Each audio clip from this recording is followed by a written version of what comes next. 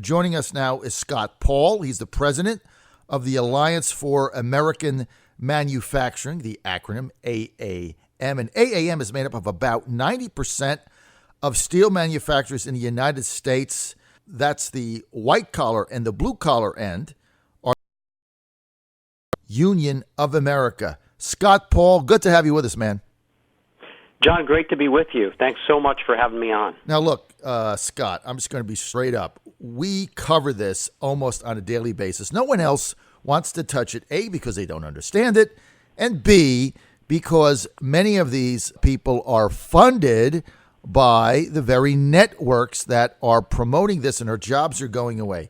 Can you give some insight on how this whole thing is putting U.S. jobs and national security at risk, Scott?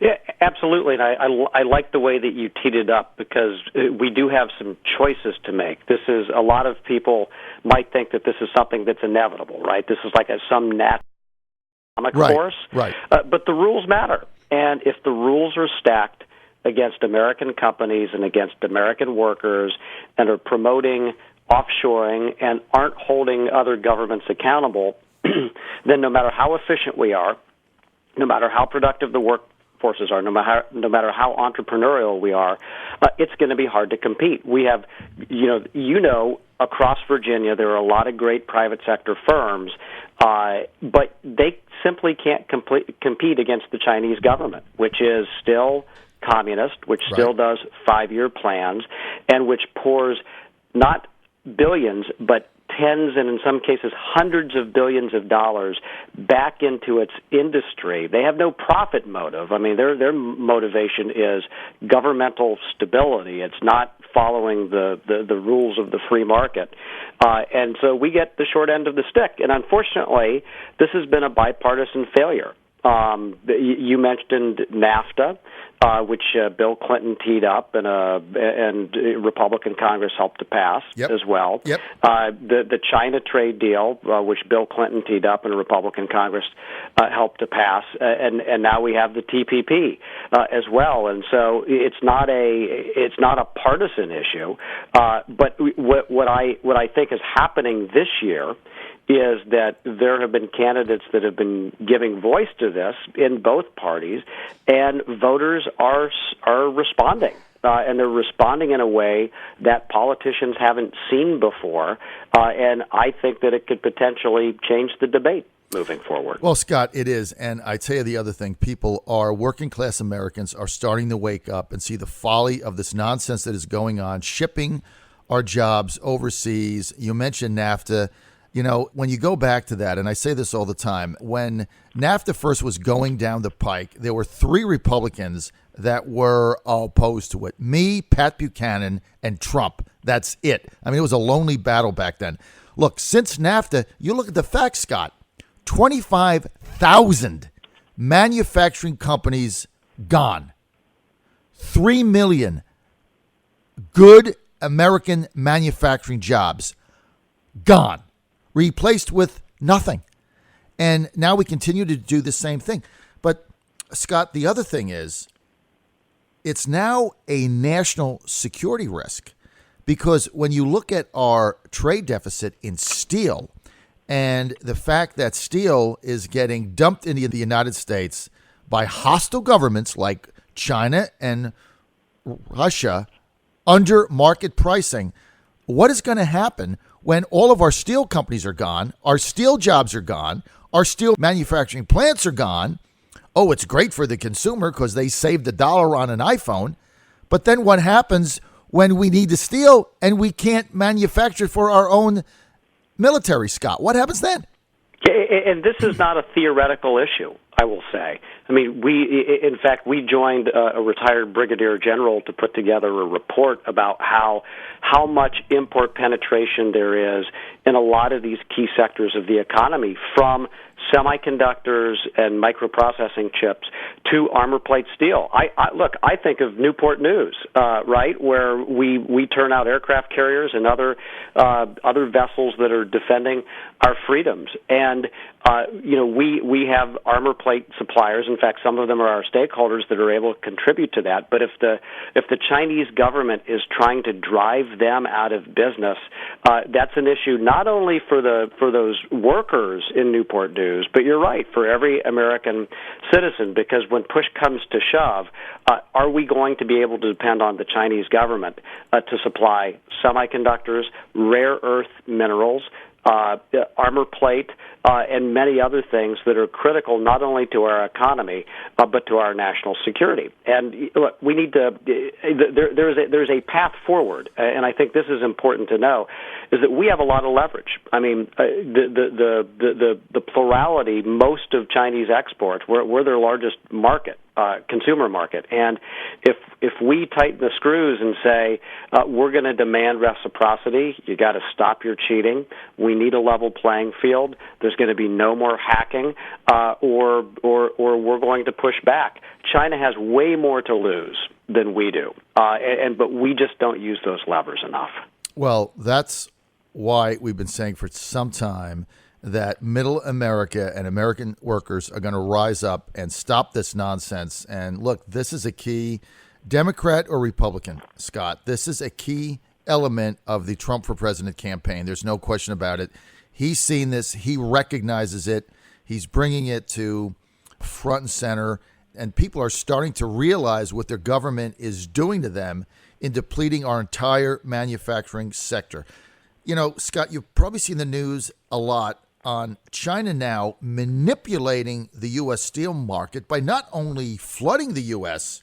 with China-made steel, and they do that, as you said, because there's no profit edict in China. So their goal is to put our steel manufacturers under by flooding the U.S. with cheap steel. Then the profiteers buy up, because obviously they can do that because, one, they're communist, and two, they're paying their people $2 an hour instead of $22 an hour, all right? So that's how it works. Now, this is the same thing, Scott, that happened in the 1800s when Great Britain manufacturers flooded the early United States with cheap goods in order to stop the development of American manufacturing, because the manufacturers couldn't make any money because Britain was flooding the U.S. with cheap goods that were good short-term for the consumer, but it was stifling the backbone of America, which is our manufacturing base. Now, the same thing is happening. And so they're flooding the U.S. with cheaply made steel, cheap costing steel. Both the cost and the quantity is killing the steel industry. I mean, it's killing it. And as you said, Virginia has a very big international steel company, Nucor Inc., in Mecklenburg County. How do we stop this?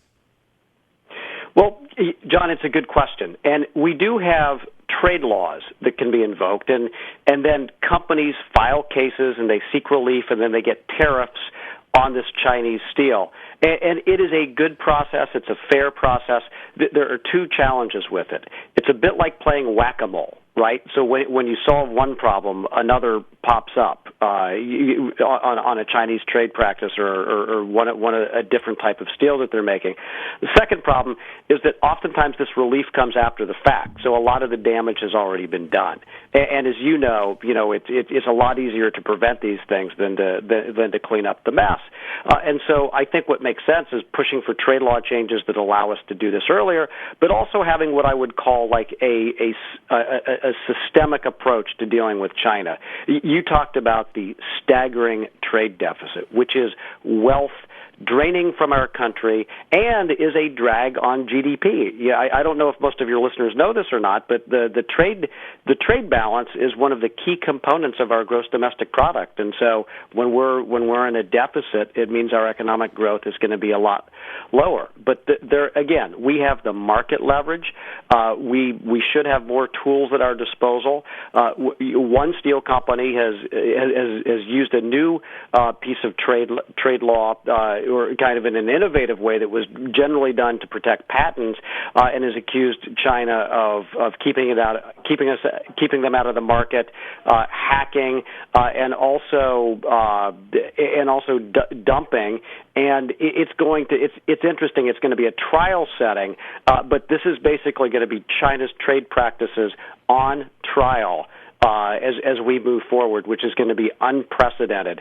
But the bottom line is it starts with leadership, and we need a president who is going to stand up and say that this is a priority.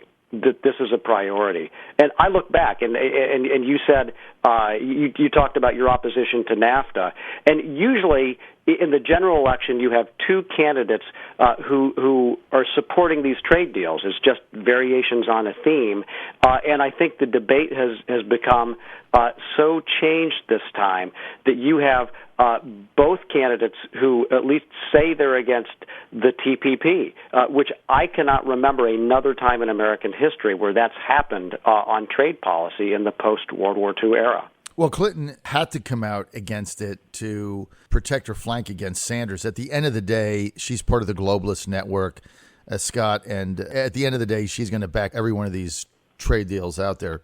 Look, those of us that are veterans fighting this, I mean, I remember back during NAFTA, I was a journalist. When I came out against it so strong, I was completely thrown out of the Republican Party and ostracized like some kind of a crackpot. And same thing with Trump. And look, the bottom line is these things are failing in America. And what we need to do when Trump gets there, if he can't negotiate something better than we have, we simply institute a tariff. I mean, tariff is not a bad word, especially when you've got a country dumping cheap steel in that's under the production price in order to drive our steel companies under so then they corner the market. That's what they're trying to do. What a new president has to do is say, look, I'm going to institute a 25 or 30, whatever the number is, they do the math, tariff on steel imports coming into the United States. And then you're going to be able to protect the steel industry in the U.S., which has to pay workers a living wage to make the production, not $2 a day in a rice ball. I mean, that's the bottom line here, Scott. And look, we've got to get you on a consistent basis because we have to tell our audience what is going on, how China is dumping these things in the U.S., and we just stand around and do nothing. I mean, it's incredible, Scott, isn't it?